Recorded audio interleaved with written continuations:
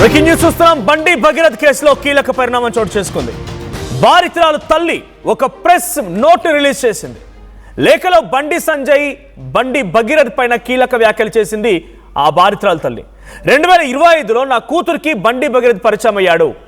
స్నేహితుడిగా ఉంటూ నా కూతురిని మానసికంగా లోబరుచుకున్నాడు. మొత్తం తన కంట్రోల్లోకి పెట్టేసుకున్నాడు. కమ్యూనికేషన్ చేయడం, ఒకవేళ కనుక తను మాట్లాడకపోతే తన స్టడీ మీద ఫోకస్ చేయకుండా చేశాడు, తను ఏం మాట్లాడకుండా చేశాడు. ప్రతిదీ కూడా తన కంట్రోల్లోకి తీసుకునే ప్రయత్నం చేస్తే తన లెటర్లో ఏం రాసుకొచ్చారంటే, during the year of 2025 what began as a normal interaction slowly turned into a emotional dependence through constant communication, emotional assurances, repeated persuasion through constant communication and sustained personal contact. ఆ అమ్మాయితో నిత్యం మాట్లాడుతూ ఉండేవాడు. చదువుల పట్ల అమ్మాయి ధ్యాస ఉండేది కాదు. ఆ అమ్మాయిని ఒక ఎమోషనల్గా తన వైపుగా తిప్పుకునే ప్రయత్నం చేశాడు బండి భగీరథ్ అనేది ఆ అమ్మాయి తల్లి చెప్తున్నమాట. Psychologically controlled, emotionally manipulated, discouraged from focusing on her studies and future, and repeatedly pressured for physical involvement despite her discomfort and resistance. Physical contact కోసం కూడా పదే పదే ఆ అమ్మాయిని లోబరుచుకునేందుకు ప్రయత్నం చేస్తూ ఉండేవాడంట. 2026లో జనవరిలో, అప్పటి వరకు బాగానే ఉంది, జనవరిలో తన కూతురికి అండ్ భగీరథ్కి మధ్య గొడవ జరిగిందట. భగీరథ్ తన పైన పలుమార్లు అఘాయిత్యం చేసినట్టుగా ఆ కూతురు చెప్పుకొచ్చిందని తల్లి ఆవేదన వ్యక్తం చేస్తూ ఆ ప్రెస్ రిలీజ్ నోట్లో మాట్లాడుకొచ్చింది. డిసెంబర్ 31న ఆ అమ్మాయి పైన బలవంతంగా ఆ అమ్మాయికి మద్యం తాగించి ఆ అమ్మాయి పైన అఘాయిత్యానికి పాల్పడ్డాడట బండి భగీరథ్. మరోసారి అపార్ట్మెంట్లో కూడా ఆ అమ్మాయి పైన అఘాయిత్యానికి పాల్పడ్డట్టుగా తన కూతురు ఆ తల్లికి చెప్పుకొచ్చిందట. ఏప్రిల్ 21న తన కూతురు పైన బ్లాక్మెయిల్ అనేటువంటి ఒక కేసును పెట్టుకొచ్చారు అని చెప్పి ఆ కూతురు చెప్పింది. అయితే ఏప్రిల్ 21న కేసు అయింది. 22న సంగప్ప అనేటువంటి ఒక వ్యక్తి మధ్యవర్తిత్వం కోసం మా ఇంటికి వచ్చాడు. ఏప్రిల్ 23న సంగప్ప ద్వారా మేము బండి సంజయ్ని కూడా కలిసాం. బండి సంజయ్ న్యాయం చేస్తాడనుకుంటే మా గురించి దారుణాతి దారుణంగా మాట్లాడుకొచ్చాడు.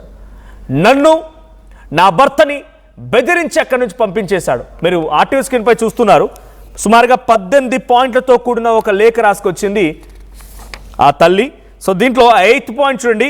On 22nd April 2026, one Mr. Sangappa visited our residence claiming to represent influential persons connected to the accused side and allegedly attempted to mediate the matter. Thereafter, on April 23rd, 2026, we met Sri Bandi Sanjay Kumar, Honorable Minister of State of for Home Affairs, at his residence. As parents of a suffering child, we entered that meeting hoping for reassurance, protection, humanity. Instead, we returned home with fear in our hearts. మేము వెళ్ళాము అక్కడికి, మాకు న్యాయం జరుగుద్ది, నా కూతురికి న్యాయం జరిగిద్ది, నేను అక్కడికి వెళ్ళి ఆయన ఒక మానవతా దృక్పథంతో ఆలోచిస్తాడు, మానవత్వంతో ఆలోచిస్తాడని చెప్పి అంత ఆశాభావంతో మేము వెళ్ళాం. కానీ ఇంటికి తిరిగి వెళ్ళేటప్పుడు మా గుండెల్లో భయంతో వెళ్ళాం. Certain statements allegedly made regarding a political influence, supporters and consequences for people who trouble the family deeply disturbed and intimidated us.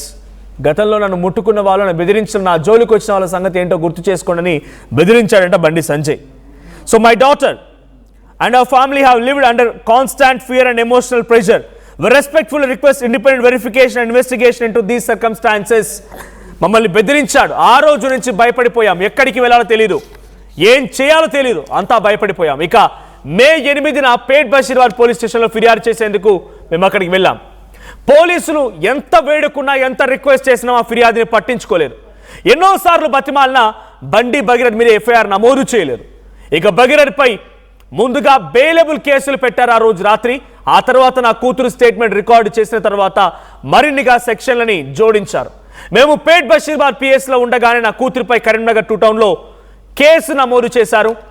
Case సాక్ష్యాల కోసం పిఎస్లో సీసీటీవీ ఫుటేజ్ రిజిస్టర్లో టైమింగ్స్ భద్రపరిచారని కోరామని చెప్పి ఆ బాధితురాలు చెప్తోంది. దయచేసి నా కూతురి ఫోటోలు, ఆమె ఐడెంటిటీని దయచేసి రివీల్ చేయకండి అని ఆ బాధితురాలు తల్లి ఆవేదన వ్యక్తం చేస్తోంది. నా కూతురు డేట్ ఆఫ్ బర్త్ గురించి అనేక వాదనలు వినిపిస్తూ ఉన్నాయి. డాక్యుమెంట్లలో ఉండేటువంటి డేటా నా కూతురు అనుభవించినటువంటి క్షోభను చెరిపేయలేదు. బాధితురాలి తల్లి పోక్సో కేసును పారదర్శకంగా ఇన్వెస్టిగేట్ చేయాలని ఆవేదన వ్యక్తం చేస్తూ అటు ఆ పోలీస్ అధికారిని కోరుకుంటోంది. నా కూతురికి న్యాయం చేయండి అని వేడుకుంటోంది. ఒక మైనర్ బాలిక తల్లి ఆవేదనతో రాసుకొచ్చిన లేఖ ఇది, 5 పేజీల లేఖ. మీడియా నోట్ ప్రెస్ రిలీజ్ అంటూ రాసుకొచ్చింది. 18 పాయింట్స్ ఉన్నాయి. ఒక్కో పాయింట్లో తన బాధ, తన ఆవేదన, ఆ తల్లి యొక్క ఆ సిచ్యువేషన్ అర్థమవుతుంది. భయపడిపోయాం. బండి సంజయ్ దగ్గరికి వెళ్ళిన తర్వాత ఆయన మాట్లాడిన మాటలు కూడా మా గుండెల్లో భయాన్ని నింపాయి, మరింతగా భయపడిపోయామని చెప్పుకొచ్చారు. సంగప్ప వెళ్ళింది 21న, 21న కేసు అయింది, 22న సంగప్ప వెళ్ళారు, 23న బండి సంజయ్ నా కుటుంబం కలిసింది. ఇవన్నీ ఒకే ఎత్తు అయితే ఇప్పుడు మీకు కొన్ని వీడియోలు చూపిస్తాను నేను. సోషల్ మీడియాలో సర్క్యులేట్ అవుతున్న వీడియోస్ అవన్నీ కూడా. అంటే ఇక్కడ చాలా క్లియర్గా ఇంటెన్షనల్గా అందరూ ఒకే స్క్రిప్టే చదువుతున్నారు. సో మీరు గమనించండి, వార్తా ఛానళ్ళు చాలా ఉన్నాయి, వార్తా పత్రికలు చాలానే ఉన్నాయి. ఇన్సిడెంట్ ఒకటైనా కూడా రాసే పద్ధతి లేకపోతే